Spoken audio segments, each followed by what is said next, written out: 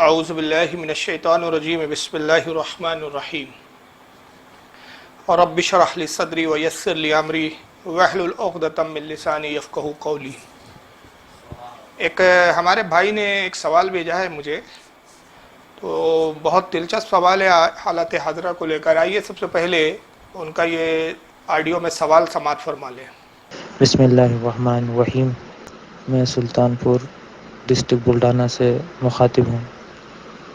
حضرت فاروق رضوی صاحب قبلہ کی بارگاہ میں عرض ہے، مکہ مکرمہ اور مدینہ منورہ میں وبا داخل نہیں ہو سکتی، ایسی میں نے حدیث پاک سنی تھی علماء اکرام سے۔ تو پھر کورونا کے بارے میں جو بتایا جا رہا ہے کہ کورونا وہاں پہ داخل ہو گئی، تو آپ ہماری رہنمائی فرمائیے، جزاک اللہ خیرہ۔ محترم عزیز، آپ نے جو سوال پوچھا ہے اس کے جواب میں عرض کرنے سے پہلے تھوڑی سی ایک بات بتا دوں کہ جو آپ نے سوال پوچھا ہے اس وقت کرونا وائرس کے تعلق سے، بہت دلچسپ سوال ہے آپ کا، لیکن میں یہ پہلے واضح کر دوں کہ اس متعلق ابھی مجھے کوئی تحقیق نہیں ہے کہ فی الوقت جو کرونا وائرس پوری دنیا میں ہے، اور رپورٹ کے مطابق 190 ملکوں سے کچھ زائد ہی، ویسے 195 ملک جو ہے ممالک دنیا میں بتائے جاتے ہیں، تو 190 تو ملکوں کے بارے میں کنفرم ہے کہ یہاں کرونا وائرس جو ہے پھیل چکا ہے، اور بہت سارے ممالک جو ہے اس وقت لاک ڈاؤن کیے ہوئے ہیں۔ تو فی الحال مجھے اس بارے میں ابھی کوئی تحقیق نہیں ہے کہ مکہ مکرمہ اور مدینہ منورہ میں جو ہے وہ کرونا وائرس کے کس قدر مریض ہے، اور اس وقت مکہ معظمہ میں اور مدینہ منورہ میں کرونا وائرس جو ہے وہ داخل ہوا ہے یا نہیں ہوا ہے۔ تو اس بارے میں ابھی میری کوئی تحقیق نہیں ہے، لیکن بہرحال آپ کا سوال یہ ہے کہ حدیث پاک میں یہ آیا ہے کہ کوئی بھی بیماری جو ہے، وبائی بیماری جو ہے وہ مدینے میں داخل نہیں ہو پائیں گی، تو پھر آپ پوچھ رہے ہیں کہ کرونا وائرس کیسے داخل ہو گیا۔ تو آپ کے سوال سے تو شاید یہ سمجھ میں آ رہا ہے مجھے کہ کرونا وائرس کے کچھ نہ کچھ مریض شاید مکہ معظمہ میں بھی پائے گئے ہیں اور کچھ مدینہ منورہ میں بھی پائے گئے ہیں۔ تو جہاں تک آپ کا یہ کہنا ہے کہ حدیث پاک میں مدینے میں وبا داخل نہیں ہو سکتی ہے جو فرمایا گیا ہے، تو پھر کرونا وائرس کیوں کر داخل ہوا ہے؟ یہ آپ کا ایک اعتراض ہے، اور سوال حالات کے حساب سے بہت دلچسپ ہے۔ تو اس کے جواب میں پہلے مختصر ایک جملہ عرض کر دوں کہ اصل میں نبی کریم صلی اللہ تعالی وسلم کی جو حدیث پاک ہے وہ طاعون کے تعلق سے آئی ہے، جس کو پلیگ کہا جاتا ہے انگلش میں،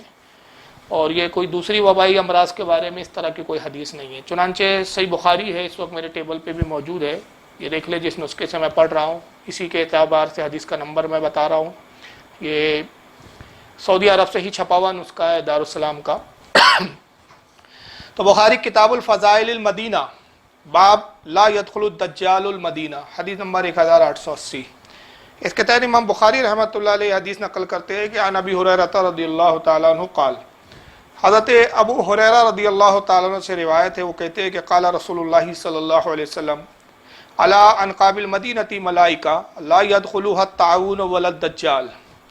ابو ہریرہ کہتے ہیں کہ رسول اللہ صلی اللہ تعالی وسلم نے ارشاد فرمایا کہ مدینے کے راستوں پر فرشتے ہیں،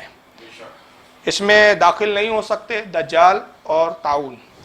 یعنی یہاں دو چیزوں کے بارے میں رسول اللہ نے بڑی صراحت کے ساتھ بڑے واضح الفاظوں میں فرمایا کہ مدینے میں جو ہے اس کی سرحد پر فرشتے اس کے محافظ ہے، اس کی حفاظت کر رہے ہیں، اور دو چیزیں جو ہے مدینے میں بالکل قطعاً داخل نہیں ہو سکتی، ایک ہے دجال اور ایک ہے دوسرا طاعون۔ اور اس حدیث کو امام بخاری کے علاوہ امام مسلم بھی لائے ہیں کتاب الحج، حدیث نمبر 3240 کے تحت۔ امام ترمذی نے بھی اس کو اپنی سنن میں نقل کیا ہے، حدیث نمبر 2242۔ امام مالک نے بھی اس کو الموطا میں لایا ہے، حدیث نمبر 1705۔ اور اسی حدیث کو امام احمد ابن حنبل نے بھی نقل کرتے اپنی المسند میں، حدیث نمبر 7234 کے تحت۔ سنن القبرہ کے اندر امام نسائی نے اس کو نقل کیا، حدیث نمبر 3259 کے تحت۔ امام ابن حبان نے اس کو اپنی صحیح میں لایا ہے، حدیث نمبر 6804 کے تحت۔ اور اس کو امام ابو یعلا نے بھی اپنی المسند میں نقل کیا ہے، حدیث نمبر 3051 کے تحت۔ امام بغوی لائے ہیں شرح السنہ میں اپنی کتاب میں، حدیث نمبر 2021 کے تحت۔ کل 9 حوالے یہاں بخاری سمیت میں نے دیے ہیں۔ تو یہ حدیث سے یہ تو واضح ہو گیا ہے کہ طاعون جو ہے یعنی پلیگ کی بیماری اور دجال یہ مدینے میں داخل نہیں ہو سکتے۔ لیکن اب سوال یہ رہا کہ طاعون کیوں داخل نہیں ہوتا؟ اس کی کیا وجہ ہے؟ اس میں بھی ایک بڑی پیاری حدیث مجھے ملی، میں نے جب تھوڑی سی تلاش کی تو، کہ تعاون کیوں مدینے میں داخل نہیں ہو سکتا. تو اس حدیث کو آپ سنیں گے تو یقیناً عاشقان مصطفیٰ صلی اللہ علیہ وسلم کے دل خوش ہو جائیں گے، اس لیے کہ اس میں رسول اللہ کا اختیار بھی ثابت ہوتا ہے. تو دیکھیے یہ ہے مسند احمد، یہ دارالحیا بیروت کا نسخہ ہے میرے پاس، جس کے حوالے سے میں حدیث نمبر آپ کو بتا رہا ہوں. حدیث نمبر 20,766 ہے، اس کی جلد نمبر 6 صفحہ 81 ہے. حضرت ابو اسیب رضی اللہ تعالیٰ عنہ روایت کرتے ہیں کہ قال رسول اللہ صلی اللہ علیہ وسلم اتانی جبریل بالحمى والطاعون. کہتے ہیں کہ حضور صلی اللہ علیہ وسلم فرماتے ہیں کہ جبریل علیہ السلام میرے پاس بخار اور طاعون کو لے کر آئے، بخار اور طاعون کو لے کر حاضر ہوئے. فامسكت الحمى بالمدینہ، حضور صلی اللہ علیہ وسلم فرماتے ہیں کہ میں نے بخار کو مدینے میں روک لیا. بخار اور طاعون دو بیماریوں کے بارے میں حضور کہتے ہیں کہ جبریل میرے پاس حاضر ہوئے اور یہ دو بیماریاں لے کر آئے. تو گویا مجھے اختیار دیا گیا کہ یا رسول اللہ ان میں سے جس کو چاہے اختیار کرے، جس کو چاہے آپ رد فرما دے. تو حضور کہتے ہیں کہ بخار کو تو میں نے مدینے میں روک لیا، اس لیے کہ بخار میں فائدے ہیں. اور پھر آگے فرماتے وہ ارسلت الطاعون الی الشام، اور میں نے طاعون کو ہے، پلیگ کو جو ہے وہ شام کی طرف بھیج دیا. فالطاعون شہادۃ لامتی ورحمہ، کہتے ہیں کہ بس اب میری امت میں سے جو بھی طاعون کے مرض میں انتقال کرتا ہے تو وہ شہید ہے اور رحمت ہے اس کے لیے. یہ وارث علی الکافر، اور طاعون میں مرنے والا اگر کافر ہو تو حضور فرماتے ہیں یہ کافر کے لیے عذاب ہے. تو طاعون ایک ایسی وبا ہے کہ جو اس میں مومن اگر انتقال کرے تو اس کے لیے شہادت کا درجہ ہے، اللہ کی رحمت ہے اس کے لیے، اور اگر کافر مرتا ہے تو اس کے لیے جو ہے یہ عذاب ہے. اس کو ابن سعد نے بھی لایا ہے طبقات کے اندر، طبقات الکبریٰ ان کی کتاب ہے، جلد نمبر 5 صفحہ 144، رجال نمبر 3736. اس کو امام طبرانی بھی لائے، معجم الکبیر جلد نمبر 22 صفحہ نمبر 274، حدیث نمبر 974. اور اس کو امام ابن حبان نے بھی اپنی کتاب الثقات کے اندر نقل کیا، جلد 5 صفحہ 399. ابن عساکر نے بھی اس کو نقل کیا ہے تاریخ دمشق الکبیر جلد 1 صفحہ 357 کے تحت. تو یہ دو حدیثوں سے تو یہ بات بالکل واضح ہو گئی کہ طاعون جو ہے وہ مدینے میں داخل نہیں ہو سکتا. تو حضور نے اس کو شام کی طرف پھیر دیا ہے. تو ملک شام میں طاعون آیا بھی تھا حضرت فاروق اعظم کے دور خلافت میں، اور تاریخ کے حوالے سے پتہ چلتا ہے کہ اس میں کافی حضرات، کافی لوگ انتقال کیے تھے، اور اس کے بعد بھی وبائیں آتی رہی، لیکن مدینے میں طاعون کے تعلق سے کوئی واضح تاریخی کوئی واقعہ نہیں ملتا.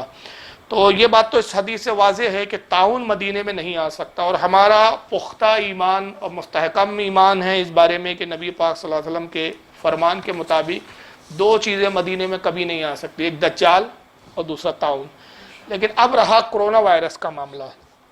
کیونکہ سوال کرونا وائرس کو لے کر ہے. تو اب کرونا وائرس کی جہاں تک بات ہے تو آپ اس حدیث کو سمجھ لیں کہ حدیث میں طاعون کی خصوصیات بیان کی گئی ہے، لیکن حضور نے یہ نہیں فرمایا ہے کسی بھی حدیث میں کہ کوئی بھی وبائی بیماری مدینے میں نہیں آ سکتی. اور طاعون جو ہے یہ ایک الگ قسم کی وبائی بیماری ہے، اور کرونا وائرس جو ہے یہ ایک الگ قسم کی ہے، دونوں ایک نہیں ہے. تو طاعون کے بارے میں صریح حدیث ہے کہ مدینے میں نہیں آ سکتا، لیکن دوسری وبائی بیماری کے بارے میں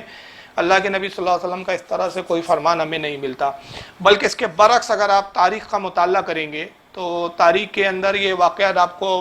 بڑی صراحت کے ساتھ ملیں گے. بلکہ حدیث میں بھی اس کا ذکر ہے کہ فاروق اعظم کے زمانے میں وبا آئی تھی مدینے میں، طاعون نہیں تھا، وہ دوسری وبا تھی، اور اس میں کافی لوگ انتقال کر رہے. چنانچہ یہ بخاری کے اندر ہی یہ بات موجود ہے. تو امام بخاری کی صحیح بخاری کتاب الشہادات یعنی گواہی کا بیان، اب باب ہے تعدیل حکم یجوز، حدیث نمبر 2643. امام بخاری بیان کرتے کہتے ہیں کہ عن ابی الاسود قال، حضرت ابو اسود سے روایت ہے، اتیت المدینۃ وقد وقع بها مریض وهم یموتون موتا ذریعا. حضرت ابو الاسود کہتے ہیں کہ میں مدینے آیا، فاروق اعظم کے دور خلافت کی بات کر رہے ہیں کہ میں اس وقت جب مدینے آیا تو وہاں وبا پھیلی ہوئی تھی اور لوگ بڑی تیزی سے مر رہے تھے. اور بخاری کے علاوہ اس حدیث کو امام احمد ابن حنبل بھی لائے اپنی مسند جلد 1 صفحہ 38 حدیث نمبر 139. امام ابو یعلا بھی اس حدیث کو لائے اپنی المسند میں جلد 1 صفحہ 135 حدیث نمبر 145 کے تحت. امام بغوی نے بھی اس حدیث کو شرح السنہ میں نقل کیا حدیث نمبر 1506 کے تحت. تو اس حدیث سے یہ بات تو واضح ہو گئی کہ مدینے میں وبائی بیماری آ سکتی ہے، ایسا نہیں ہے کہ وبائی بیماری نہیں آ سکتی، لیکن جہاں تک طاعون کا تعلق ہے یہ مدینے میں داخل نہیں ہو سکتا۔ تو بہرکیف مدینے میں وبائی بیماری جو پھیلتی ہے اس کے بارے میں علماء کی بھی تصریحات موجود ہے کہ مدینے میں وبائی بیماری آ سکتی ہے، اور فاروق اعظم کے زمانے میں صحیح بخاری کی حدیث سے پتہ چلا کہ باقاعدہ کہ وبائی بیماری آئی تھی، وہ طاعون نہیں تھا، ایک دوسری وبائی بیماری تھی، اور اس میں لوگوں کے انتقال ہو رہے تھے۔ اور یہ جو حدیث میں نے بخاری کے حوالے سے پڑھی ہے ویسے کافی طویل ہے، لیکن یہ اصل جتنا اس کا حصہ تھا میں نے بیان کر دیا۔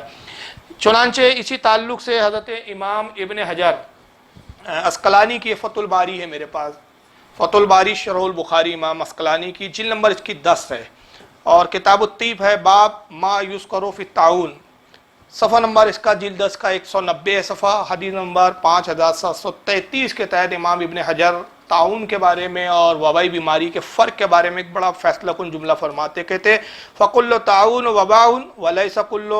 وَبَاءُ طَاعُونًا، کہتے ہیں کہ طاعون وبائی ہے، طاعون اور وبا میں فرق ہوتا ہے، تو فرماتے ہیں کہ طاعون وبا ہے لیکن ہر وبا طاعون نہیں ہے۔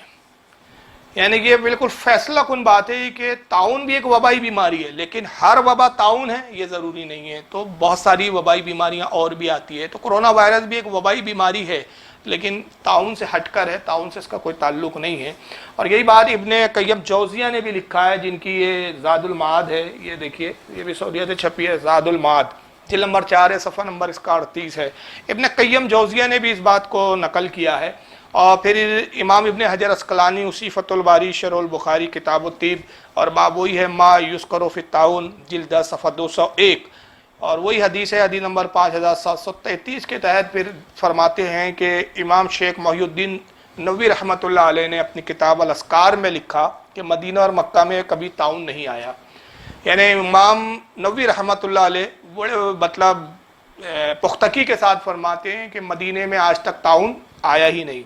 اور ایک جماعت نے یہ کہا، امام ابن حجر کہتے ہیں کہ 76 ہجری میں مکہ میں طاعون آیا تھا، تو اس کا جواب دیتے ہوئے امام ابن حجر عسقلانی فرماتے ہیں کہ میں کہتا ہوں کہ وہ طاعون نہیں تھا بلکہ کوئی اور وبائی مرض تھا، اس لیے کہ مدینے میں وبائی بیماری آ سکتی ہے لیکن طاعون نہیں آ سکتا۔ یہ مدینے کے خصائص میں سے امام ابن حجر کہتے ہیں، اور نبی کریم صلی اللہ علیہ وسلم کی چونکہ دعا ہے کہ مدینے میں کبھی طاعون نہیں آئے گا، تو کہتے ہیں کہ حضور کی دعا بھی جو ہے حضور کے معجزات میں سے ہے، اور معجزے کا کوئی جواب نہیں ہوتا، کوئی کاٹ نہیں ہوتی۔ تو بہرحال یہ ساری جو تشریحات ہے یہ میں نے اپنے ناقص علم کے مطابق کچھ بیان کی ہے، اور یہاں یہ ممکن ہے، یہاں بھی ایک بات میں واضح کر دوں کہ میں نے یہ جیسے کہا کہ طاعون الگ ہے، طاعون مدینے میں نہیں آ سکتا مگر دوسری وبائی بیماری آ سکتی ہے، اور اس کے تعلق سے میں نے چند باتیں یہاں پیش کی، ایک بخاری کی حدیث، امام ابن حجر عسقلانی کی اس کی شرح، لیکن یہ بھی یہاں ہو سکتا ہے کہ نبی پاک صلی اللہ علیہ وسلم نے جو پیشن گوئیاں فرمائی، تو ہو سکتا ہے کہ اس کے مقصود کو سمجھنے میں جو ہے ہم سے کوتاہی ہو، اور ہم اس کے جو حضور صلی اللہ علیہ وسلم کی واضح طور پر کیا مراد ہے اس کو ہم نہ سمجھ سکے ہو، کیونکہ حضور صلی اللہ علیہ وسلم کے کلام حق کو جو ہے بعض اوقات صحابہ اکرام بھی کما حق کو نہیں سمجھ پاتے تھے، تو پھر ہماری کیا بساط اور کیا مجال ہے، ایسا ہوتا تھا۔ اس کے تعلق سے میں ایک حدیث آپ کو یہاں سنا دیتا ہوں، حدیث تو بڑی ہے، بتائیے وہی کتاب ہے، لائیے دیکھیے، یہ حاکم المستدرک ہے اس وقت میرے پاس، دارالکتاب العربی بیروت لبنان کا یہ نسخہ چھپا ہوا ہے، تو یہ حاکم المستدرک کتاب معرفت الصحابہ جلد نمبر 4 صفحہ 26، حدیث نمبر 6776، بڑی طویل حدیث ہے، میں اس کا ترجمہ بیان کر دیتا ہوں تاکہ جواب مختصر ہو جائے، اور وہ یہ ہے کہ حضرت ام المومنین عائشہ صدیقہ رضی اللہ تعالیٰ عنہ فرماتی ہے کہ ایک مرتبہ تمام ازواج محترات حضور صلی اللہ علیہ وسلم کے ساتھ جو ہے بیٹھی ہوئی تھی، حضور کی خدمت میں حاضر تھی، تو یہ حضور صلی اللہ علیہ وسلم کے آخری مرض الموت کا واقعہ ہے۔ تو نبی کریم صلی اللہ علیہ وسلم نے اپنی ازواج سے فرمایا کہ تم میں سے سب سے پہلے مجھ سے وہ ملاقات کریں گی میرے انتقال کے بعد کہ جس کے ہاتھ بہت زیادہ لمبے ہیں۔ حضور نے فرمایا کہ ازواج میں سے، میری بیویوں میں سے سب سے پہلے مجھ سے وہ ملاقات کریں گی جس کے ہاتھ زیادہ لمبے ہیں۔ تو ام المومنین عائشہ صدیقہ فرماتی ہے کہ ہم دیوار تھی ایک سامنے، اس دیوار پر پھر ہم اپنے اپنے ہاتھوں کی پیمائش کرتے تھے اور دیکھتے رہے کہ ہم میں کس کے زیادہ ہاتھ لمبے، کیونکہ حضور نے کہا کہ تم میں سے وہ مجھ سے ملاقات کریں گی سب سے پہلے، یعنی اس کا انتقال ہوں گا وہ سب سے پہلے میری ازواج میں میرے انتقال کے بعد، کہ جس کے ہاتھ لمبے ہیں۔ تو حضرت عائشہ کہتی ہے ہم دیوار پر جو اپنے ہاتھوں کی پیمائش کرتے تھے، نشان لگا کے، ایک ایک آتا اور وہ دیوار پہ ہاتھ رکھتا، نشان لگاتے کہ اس کے ہاتھ اتنے لمبے۔ تو حضرت عائشہ فرماتی ہیں کہ امہات المومنین میں حضرت سودا بنت زمعہ رضی اللہ تعالیٰ عنہ، حضرت سودا کا ہاتھ جو ہے وہ تمام ازواج میں سب سے زیادہ لمبا تھا۔ تو اب یہ تمام ازواج محترات نے سمجھ لیا کہ حضور نے فرمایا کہ میری بیویوں میں جس کے ہاتھ لمبے وہ مجھ سے ملاقات کریں گی، تو سمجھتی تھی کہ حضور کے انتقال کے بعد سب سے پہلے اگر کسی ازواج محترات میں کسی کا انتقال ہوگا تو وہ حضرت سودا کا ہوگا۔ لیکن ہوا کیا، حضور کے انتقال کے بعد ازواج محترات میں جب سب سے پہلے جس زوج مطالعہ کا انتقال ہوا وہ تھی حضرت زینب بنت جحش رضی اللہ تعالیٰ عنہ۔ حضرت زینب کا جب انتقال ہوا تو حضرت ام المومنین عائشہ صدیقہ فرماتی ہیں، حالانکہ ان کے ہاتھ بھی چھوٹے تھے، قد بھی چھوٹا تھا، تب ہمارے سمجھ میں آیا کہ حضور نے فرمایا کہ جس کے ہاتھ لمبے ہیں وہ مجھ سے ملاقات کریں گی، تو یہ ہاتھ لمبے سے مراد ظاہری ہاتھ نہیں تھے بلکہ وہ سخی بہت زیادہ تھی۔ تمام ازواج محترات میں سب سے زیادہ سخاوت کرتی تھی، حضور کی یہ مراد تھی کہ جس کے ہاتھ اتنے لمبے کہ دینے میں وہ کوتاہی نہیں کرتی۔ تو دیکھیے ازواج محترات سے بھی یہاں حدیث کے مفہوم کو سمجھنے میں غلطی ہوئی، اور راوی اس حدیث کے جو راوی ہے امام حاکم کے، وہ کہتے ہیں کہ ان کی سخاوت کا یہ عالم تھا حضرت زینب بنت جحش رضی اللہ تعالیٰ عنہ کا، کہ وہ دستکاری کیا کرتی تھی، وہ کڑھائی کا جو کام ہوتا ہے نا کپڑوں پہ، وہ کڑھائی کا کام کرتی تھی، پودے اگاتی تھی، اور اس کو پھر وہ جو ان کے غلام بیچتے تھے، اور اس سے جو آمد ہوتی تھی تو جتنی آمد ہوتی تھی سب اللہ کی راہ میں وہ خیرات کر دیتی تھی۔ سب سے زیادہ حضور کی بیویوں میں وہ جو ہے سخی تھی، یہ حضور کی مراد تھی۔ تو یہ ہو سکتا ہے کہ اس حدیث میں بھی کہ جو حضور نے فرمایا کہ مدینے میں طاعون داخل نہیں ہو سکتا، تو اس تعلق سے جو ہم سمجھ رہے ہیں کہ طاعون نہیں داخل ہو سکتا اور باقی وبائی بیماریاں ہو سکتی ہے، تو ہو سکتا ہے کہ جو ہم سمجھ رہے ہیں وہ ضروری نہیں ہے کہ اسی طرح ہو۔ لیکن بہرحال جو تشریحات ہے اور جو ائمہ کے اقوال ہے اس سے تو یہی سمجھ میں آتا ہے کہ طاعون مدینے میں داخل نہیں ہوگا، لیکن دوسری وبائی بیماری داخل ہو سکتی ہے۔ اور ایک آخری بات میں عقیدے کی کر دوں، چاہے کسی کو اچھا لگے یا برا لگے، اس وقت مدینے میں ایک وبائی بیماری بہت پہلے سے پھیلی ہوئی ہے، طاعون کرونا وائرس تو ابھی آیا ہے بھائی، تقریباً 100 سال سے پہلے یہ بہت بڑی خطرناک ایک وبائی بیماری پھیلی ہے، اور وہ کیا ہے؟ وہابیت کی بیماری۔ یہ اتنی بڑی دلدر وبائی بیماری ہے وہابیت کی کہ جو اس کے سے منسلک ہوتا ہے وہ وبا اس تک بھی پہنچ جاتی ہے، اور نتیجہ کیا ہوتا ہے کہ آپ اور ہم دیکھ رہے ہیں کہ یہ وبائی بیماری کا حال یہ ہے کہ کرونا سے بھی زیادہ خطرناک ہے۔ دیکھیں کرونا اگر کسی کو ہو بھی جائے نا تو اللہ کے نبی کی حدیث ہے کہ جو وبائی بیماری میں مرتا ہے وہ شہادت کی موت ہے، مگر کسی کو وہابیت کی بیماری ہو اور پھر مر جائے نا تو وہ پھر موت کسی کام کی نہیں، سیدھا جہنم میں جانا ہے اس کو۔ تو کل ملا کے جو ہے یہ وہابیت کی جو بیماری ہے کرونا سے بھی زیادہ مہلک اور خطرناک ہے، اس لیے کرونا سے تو ہم حفاظت کر رہے ہیں، اور حفاظت یہ کہ گھروں میں اپنے آپ کو ہم نے سیف کر لیا ہے، ان وہابیوں سے بھی بچنے کی ضرورت ہے اور اپنے نسلوں کو بچانے کی ضرورت ہے۔ اللہ تعالی ہمیں دین پر عمل کرنے کی توفیق عطا فرمائے۔ امید ہے کہ آپ کا جواب جو ہے وہ اطمینان بخش ہوگا۔ واللہ اعلم ثم رسول عالم۔